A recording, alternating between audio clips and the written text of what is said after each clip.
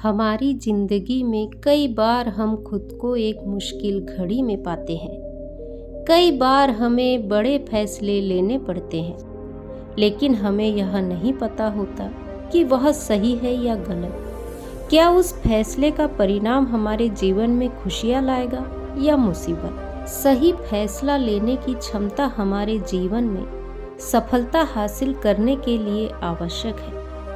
दोस्तों, आज की कहानी से हम जानेंगे कि जीवन में सही फैसले कैसे लिए जाए। तो चलिए कहानी शुरू करते हैं। कई साल पहले की बात है। एक छोटे से राज्य में एक बौद्ध भिक्षु निवास करते थे। वे बौद्ध भिक्षु बहुत बड़े ज्ञानी थे। दूर दूर से लोग अपनी समस्याओं का समाधान करने के लिए उनके पास आते थे। समस्या कोई भी हो, कितनी ही बड़ी क्यों न हो, बौद्ध भिक्षु उसे बहुत ध्यान से सुनते और समझते, उसमें लीन हो जाते और उसके बाद कुछ देर के लिए वह आंखें बंद करते और समस्या के बारे में अच्छे से सोच विचार करते, उसके बाद समाधान देते।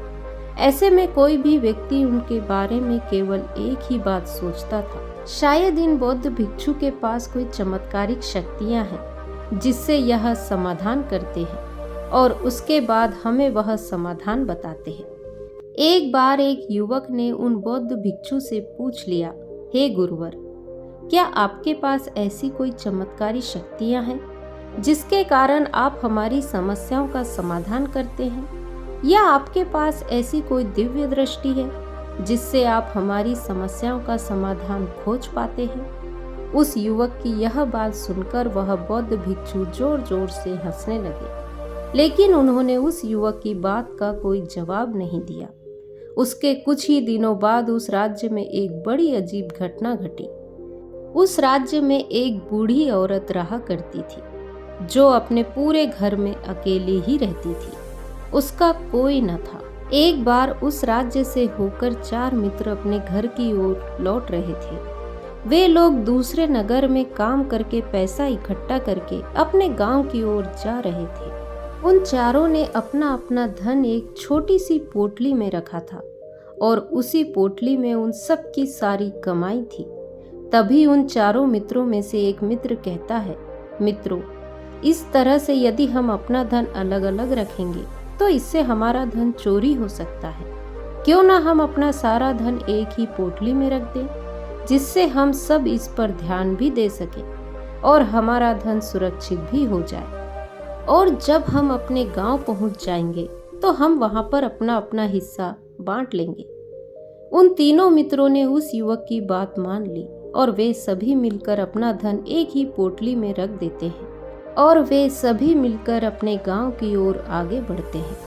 चलते चलते काफी समय बीत चुका था और अब रात्रि होने चली थी।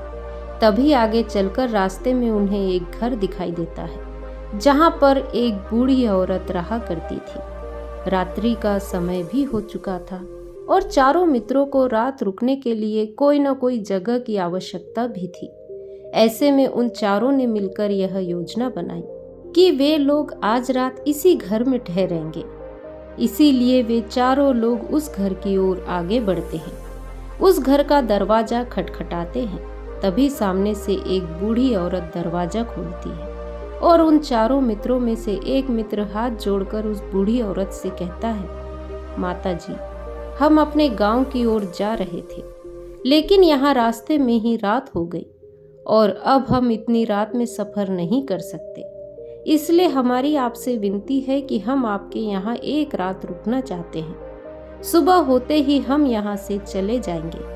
उस बूढ़ी औरत ने काफी देर सोच विचार किया और उसके बाद वह बूढ़ी औरत कहती है, ठीक है, तुम सभी आज रात के लिए यहाँ रुक सकते हो, मुझे कोई दिक्कत नहीं है। मैं खाना बनाने जा रही हूँ, कहो तो तुम लोगों के लिए भी बना दूँ? उन चारों ने सहमति जताते हुए कहा, हाँ बिल्कुल। उसके बाद उन चारों मित्रों ने धन की पोटली उस बूढ़ी औरत को थमाते हुए कहा, माता जी, इस पोटली में हमारे साल भर की कमाई है। हम चारों ने अब तक का अपना सारा कमाया हुआ धन इसी पोटली में रखा है और अब हम इसे आपको सौंपते हैं। क्योंकि यह हम चारों से ज़्यादा आपके पास सुरक्षित होगा।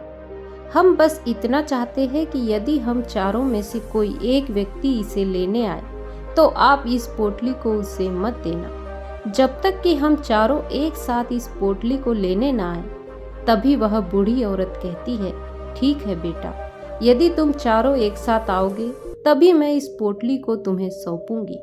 और वैसे भी तुम लोग तो सुबह यहाँ से चले जाओगे, मैं तुम्हें सुबह ही यह पोटली थमा दूंगी। उस धन की पोटली को बूढ़ी औरत को थमाकर चारों मित्र निश्चिंत हो जाते हैं कि अब उनका धन सुरक्षित है और वे लोग खाना खाकर सो जाते हैं। अगली सुबह जब वह चारों उठते हैं तो सभी लोग अपनी आगे की यात्रा के लिए तैयारियां शुरू कर देते हैं। उन चारों नौजवानों में से एक नौजवान थोड़ा सा बदमाश था। वह अपने उन तीनों मित्रों से कहता है, भाइयों, इस बूढ़ी औरत ने हमारी रात भर खातिरदारी की है, हमें अच्छा भोजन खिलाया, सोने के लिए अच्छी जगह दी, रात भर यहाँ सर छुपाने के लिए एक अच्छा मकान दिया, और हमने अब तक उसके लिए कुछ भी नहीं किया। वह बूढ़ी औरत अकेले ही खेतों में काम कर रही है। क्या हम सभी यहाँ से जाने से पहले इस बूढ़ी औरत की मदद नहीं कर सकते? उस बदमाश नौजवान ने मन ही मन यह योजना बना ली थी कि वह किसी तरह से भी उस बुढ़िया से पोटली हासिल करके ही रहेगा।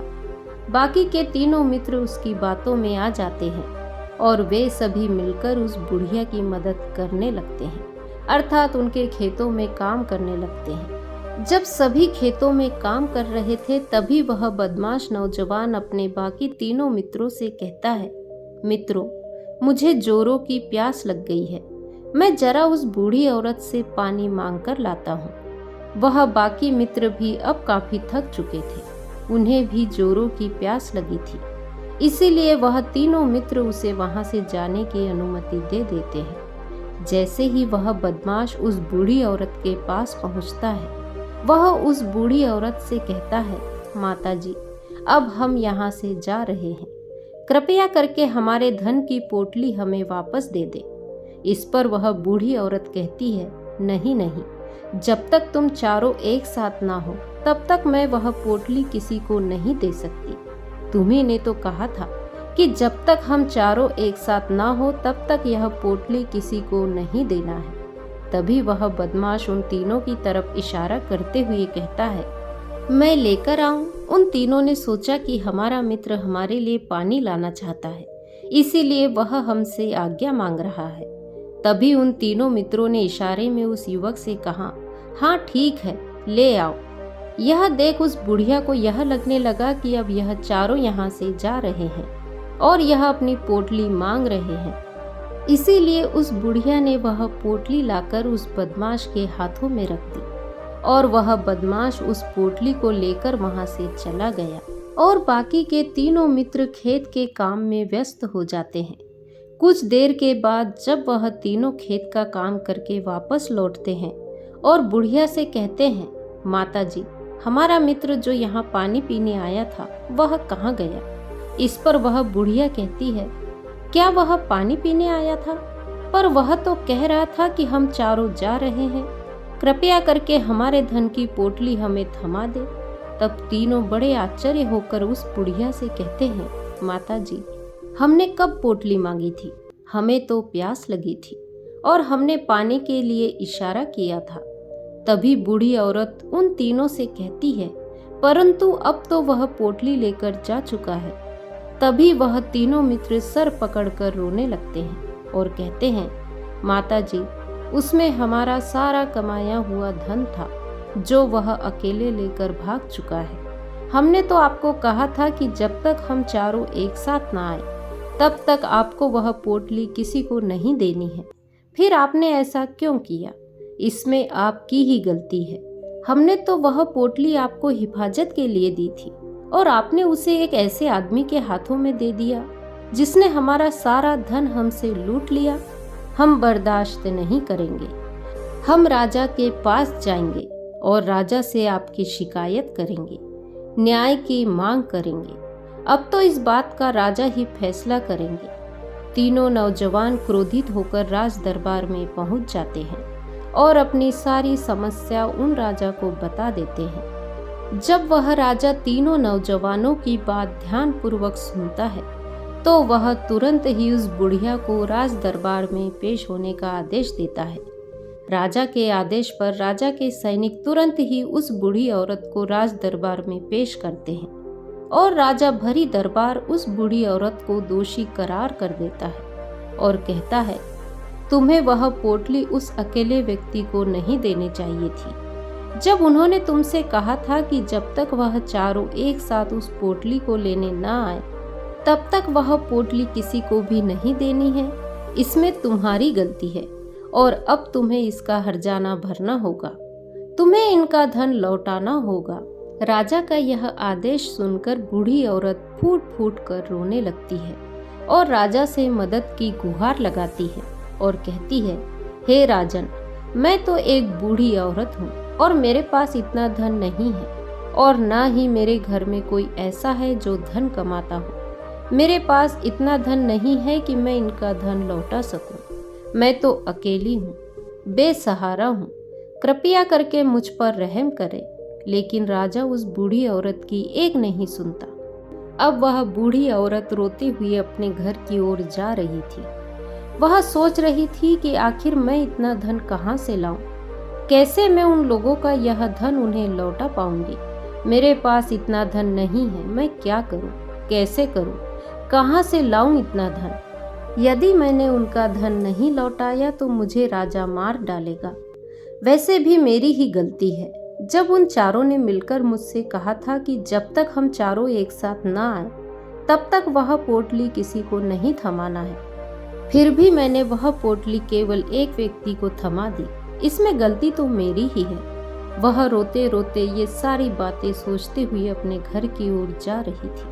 तभी रास्ते में उस बूढ़ी औरत को वही बौद्ध भिक्षु मिले जो उस नगर में किसी भी समस्या का समाधान बड़ी ही सरलता और सहजता से करते हैं। उन्होंने उस बूढ़ी औरत से कहा, क्या बात है, क्यों रो रही हो? इस पर वह बूढ़ी औरत उन बौद्ध भिक्षु को सब कुछ सच सच बता देती है और कहती है, हे गुरुवर, इसमें गलती तो मेरी ही है। उन चारों ने तो पहले ही कहा था कि जब तक वे चारों एक साथ ना आए तब तक वह पोटली किसी को भी नहीं देनी है। लेकिन मेरी हिम्मत मारी गई थी जो मैंने वह पोटली केवल एक व्यक्ति को थमा दी और वह उनका सारा धन लेकर वहां से भाग गया। लेकिन अब मुझे यह समझ नहीं आ रहा है कि मैं वह सारा धन कहाँ से लाऊं, कैसे जुटाऊं? मेरे पास इतना धन नहीं है और राजा ने तो आदेश भी दे दिया है कि मुझे उनका धन लौटाना ही पड़ेगा। लेकिन मैं यह समझ नहीं पा रही हूँ कि इतना सारा धन मैं कहाँ से लाऊंगी। तभी वह बौद्ध भिक्षु उस बूढ़ी औरत से कहते हैं, शांत हो जाओ, मैं कोई ना कोई रास्ता जरूर निकाल लूंगा। इतना कहकर वह बौद्ध भिक्षु वहीं पर बैठ जाते हैं, ध्यान करने लगते हैं। कुछ देर के लिए आंखें बंद कर सोचते हैं, विचार करते हैं। मौन रहकर वह समस्या का समाधान निकालते हैं और उसके बाद वह उस बूढ़ी औरत से कहते हैं, राजा ने जो फैसला किया है वह बिल्कुल गलत है। आपने जो किया इसमें आपकी कोई गलती नहीं है। राजा का फैसला गलत है। उन बौद्ध भिक्षु के इतना कहने पर बूढ़ी औरत चुप हो गई और यह सोचने लगी कि आखिर राजा का फैसला गलत कैसे हो सकता है। राजा तो सभी के लिए न्याय ही करते हैं और वह कभी किसी का बुरा नहीं करते। फिर आखिर आज राजा का फैसला कैसे गलत हो गया? उन बौद्ध भिक्षु और उस बुढ़िया की बात आसपास के खड़े लोग सभी सुन रहे थे और वे लोग भी बड़े अचरज में थे, क्योंकि राजा का फैसला गलत नहीं हो सकता था। राजा ने तो उनके अनुसार बिल्कुल सही फैसला लिया था। वे लोग आपस में बात कर रहे थे कि इस बूढ़ी औरत ने ही गलती की है। उन चारों का धन केवल एक ही को थमा दिया। ऐसे में इस बुढ़िया को उनका धन तो लौटाना ही चाहिए। राजा ने गलत फैसला कहाँ किया है? तभी वह बौद्ध भिक्षु उस बूढ़ी औरत से कहते हैं, जाओ और राज दरबार में कह दो कि हे राजन, आपका फैसला गलत है और सही क्या है गलत क्या है इसका फैसला मैं करूँगा। पहले तो बूढ़ी औरत इतनी हिम्मत ही नहीं जुटा पा रही थी कि वह राज दरबार में जाकर भरे राज दरबार में राजा को यह कह सके कि राजन आपका फैसला गलत है, लेकिन जैसे तैसे उसने हिम्मत जुटाई और वह वापस राज दरबार लौटी। उसने डरते हुए भरी राज दरबार में राजा से कहा, हे राजन, आपने जो फैसला किया है वह फैसला गलत है। इतना कहकर उसने राजा को सारी बात सच सच बता दी। उस बूढ़ी औरत की बात सुनकर राजा बहुत क्रोधित हुआ। राजा ने उस बूढ़ी औरत से कहा, कौन है वह बौद्ध भिक्षु जिसने मेरे फैसले को गलत बताया है? क्या उन्हें नहीं लगता कि मैंने सही निर्णय लिया है? मैं हर रोज कई निर्णय लेता हूँ, कई फैसले करता हूँ, लेकिन आज तक कभी किसी ने मुझसे यह नहीं कहा कि मेरा फैसला गलत है। यदि उन बौद्ध भिक्षु ने मुझे सही फैसला ना सुनाया तो मैं उन्हें फांसी की सजा दे दूंगा। यह बात पूरे नगर में फैल गई। सभी लोग यह जानने के लिए हैरान थे कि आखिर वह बौद्ध भिक्षु ऐसा कौन सा फैसला सुनाने वाले हैं जो राजा से भी उचित होगा, जिसमें सबके लिए न्याय होगा। राजा ने सैनिकों को तुरंत ही आदेश दे दिया कि जाओ और उस बौद्ध भिक्षु को राज दरबार में ले आओ। राजा की आज्ञा के अनुसार वे सैनिक तुरंत ही उन बौद्ध भिक्षु को लेने के लिए निकल पड़े। वे लोग कुछ ही देर बाद उन बौद्ध भिक्षु को लेकर राज दरबार पहुंचे। राज दरबार में सभी लोग उपस्थित थे और सभी लोग उन बौद्ध भिक्षु के फैसले का इंतजार कर रहे थे। बौद्ध भिक्षु को देखकर राजा कहता है, आपको ऐसा क्यों लगता है कि हमने जो फैसला किया है वह गलत है? इस बुढ़िया ने यह वादा किया था कि वह चारों लोगों को एक साथ ही वह पोटली थमाएगी, फिर आखिर उसने अपना वादा क्यों तोड़ा? इसने यह गलती क्यों की कि इसने केवल एक ही को पोटली थमा दी और वह उनका सारा धन लेकर यहाँ से भाग गया? तो क्या इसमें इसकी गलती नहीं है? क्या इसे इनका धन नहीं लौटाना चाहिए? इस पर वह बौद्ध भिक्षु बड़ी विनम्रता से राजा से कहते हैं, हे राजन, यह आपका फैसला था, लेकिन मैं आपसे कुछ कहना चाहता हूँ। इस पर राजा कहता है, ठीक है, कहिए, आप क्या कहना चाहते हैं? इस पर वह बौद्ध भिक्षु बड़ी विनम्रता से राजा से कहते हैं, हे राजन, जैसा कि वादा किया था कि पोटली एक साथ उन चारों को ही दी जाएगी, तो अभी तो यह केवल 3 है, चौथा कहाँ है? तो इनसे कहिए कि यह लोग यहाँ से वापस जाए और अपने उस चौथे मित्र को यहाँ लेकर आए, तभी इनका धन वापस किया जाएगा। और वादा भी ऐसा ही किया गया था कि जब तक चारों लोग एक साथ ना हो तब तक उनका धन उन्हें नहीं लौटाया जाएगा। और यदि यह बूढ़ी औरत इन तीनों को धन लौटा देती है तो यह बूढ़ी औरत अपना वादा तोड़ देगी और ये सही नहीं है। इसलिए यदि आप चाहते हैं कि इनका धन लौट जाए तो सबसे पहले इनसे कहिए कि ये लोग जाए और अपने उस चौथे मित्र को यहाँ पर वापस ले आए। उस राज दरबार में हर कोई इस बात को सुनकर बहुत खुश हुआ। सभी ने उन बौद्ध भिक्षु की बहुत तारीफ की। राजा भी बौद्ध भिक्षु के इस फैसले से पूरी तरह सहमत था।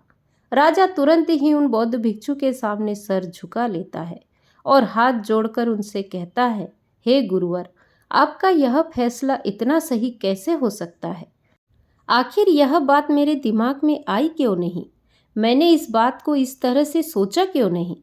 तभी वह बौद्ध भिक्षु उस राजा से कहते हैं, हे राजन, आपके पास और भी काम होते हैं। आप दिन भर व्यस्त रहते हैं और आपको जल्दबाजी में फैसले लेने पड़ते हैं। आपने इस मामले को सुना, समझा, लेकिन इसे देखने में आप गलती कर गए। इसे आपने केवल ऊपरी तौर पर देखा। आपने इसकी गहराई तक जाने का प्रयास तक नहीं किया।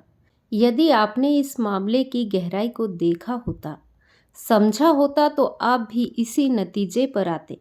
जब तक हम किसी मामले की गहराई तक नहीं जाते, तब तक हम उसका सही समाधान नहीं निकाल सकते। लेकिन हम में से अधिकांश लोग तो अपने फैसले केवल जल्दबाजी में लेना चाहते हैं, भले ही वह मामला कितना ही गंभीर क्यों ना हो। हमें तो बस अपना हक चाहिए, हमारा नाम होना चाहिए, भले ही फैसला हमारे लिए आगे चलकर हमारे लिए नुकसानदायक क्यों ना हो। लेकिन हम तो उस मामले की गहराई तक जाने के लिए सोचते तक नहीं। तभी वह राजा उन बौद्ध भिक्षु से कहता है, हे गुरुवर, क्या आपके पास कोई दिव्य शक्तियाँ हैं? क्या आपके पास ऐसी कोई चमत्कारिक शक्ति है जिससे आप सवाल करते हैं और बदले में वह आपको जवाब दे देती है, जिस कारण आप सटीक और सही समाधान बता पाते हैं? राजा की यह बात सुनकर वह बौद्ध भिक्षु मुस्कुराने लगते हैं और राजा से कहते हैं, हे राजन, यह सवाल मुझसे कई लोगों ने पूछा है और मैंने कभी किसी का कोई जवाब नहीं दिया। लेकिन आप इस राज्य के राजा हैं, इसलिए मैं आपके इस प्रश्न का उत्तर देता हूँ। आप में से कई लोगों को यहाँ ऐसा लगता है कि मेरे पास कोई ऐसी शक्तियाँ हैं जिससे मैं बात कर सकता हूँ, जिससे मैं कोई भी समस्या का समाधान पा सकता हूँ। लेकिन मैं आप लोगों को एक बात सच सच बता देता हूँ कि मेरे पास ऐसी कोई शक्ति नहीं है। मैं तो केवल हर मामले की गहराई तक सोचता हूँ, उस बात पर विचार करता हूँ, और जब मैं विचार करता हूँ तो मेरे सामने कई सारे समाधान आते हैं, और जो समाधान मेरे सामने आते हैं मैं उन पर भी विचार करता हूँ, उनके बारे में भी गहराई तक जाता हूँ, और जब मुझे लगता है कि इस समस्या का समाधान यही होना चाहिए, तभी मैं समाधान उस व्यक्ति को देता हूँ ताकि वह अपनी समस्या का समाधान कर सके। अब आप ही सोचिए, आप जल्दबाजी में यह फैसला लेकर इस बुढ़िया का जीवन पूरी तरह से बर्बाद कर देते। हमारा पूरा जीवन केवल एक फैसले पर निर्भर करता है। यदि वह फैसला सही हुआ तो हमारा जीवन अच्छा बन जाएगा, और यदि वह फैसला गलत निकला तो हमारा जीवन नर्क से भी बदतर हो सकता है। इसीलिए यदि आप सही और सटीक फैसला लेना चाहते हैं तो आपको मौन रहना सीखना पड़ेगा। मौन रहकर उस पर विचार करना सीखना होगा, क्योंकि हमारे फैसले ही हमारा भविष्य तय करते हैं, हमारी जिंदगी का अगला पड़ाव तय करते हैं। फिर चाहे वह फैसले छोटे हो या बड़े, वे ही हमारी जिंदगी को निर्धारित करते हैं। इसलिए सबसे पहले हमें सही फैसले लेने के लिए मौन रहना सीखना आवश्यक है, उन पर विचार करना आवश्यक है। और जब आप ऐसा करते हैं तो आपके सामने एक ही समस्या के कई सारे समाधान निकल कर आते हैं, और जब आप उन पर गौर करेंगे तो आपको यह समझ में आएगा कि उन फैसलों का समाधान कैसा होना चाहिए, कि समाधान से आपको क्या फायदा होगा और क्या नुकसान होगा। यह उस समाधान पर सोच और विचार करने पर ही आप उसे समझ सकते हैं, और तभी आप यह निर्णय भी ले सकते हैं कि क्या यह समाधान उचित रहेगा या नहीं। और यह सब संभव हो सकता है यदि हम कम बोलना शुरू करें, अब पूरी तरह से मौन हो जाए। इसका अर्थ यह है कि आप भीतर से शांत हो जाए, और जब आप भीतर से शांत होने लगते हैं तो आपका मन स्पष्ट होने लगता है, साफ होने लगता है, और आप किसी भी चीज़ पर सोच विचार कर सकते हैं। और जब आप भीतर से शांत होने लगते हैं तो आप ऊपर से भी कम बोलते हैं, और जब आप धीरे धीरे कम बोलने के आदी हो जाते हैं तो आप साफ और स्पष्ट तौर पर सोच और समझ पाते हैं। आपके विचारों में शुद्धता आ जाती है, जिससे आपको यह साफ और स्पष्ट देखने को मिल जाता है कि कौन सा फैसला सही होगा और कौन सा फैसला गलत होगा। आपको उस परिस्थिति में क्या करना चाहिए और क्या नहीं करना चाहिए। लेकिन हम में से अधिकांश लोग अपने आप को सही साबित करने के लिए अधिक बोलते हैं। इसीलिए कम बोलने की आदत डालें और मौन रहना सीखें। मौन रहने से हम जीवन में सही फैसले लेना सीख जाते हैं। तो दोस्तों, आज की कहानी यदि आपको पसंद आई हो तो वीडियो को लाइक, शेयर, कमेंट करें और मेरे चैनल को सब्सक्राइब करें। नमो बुद्धाय।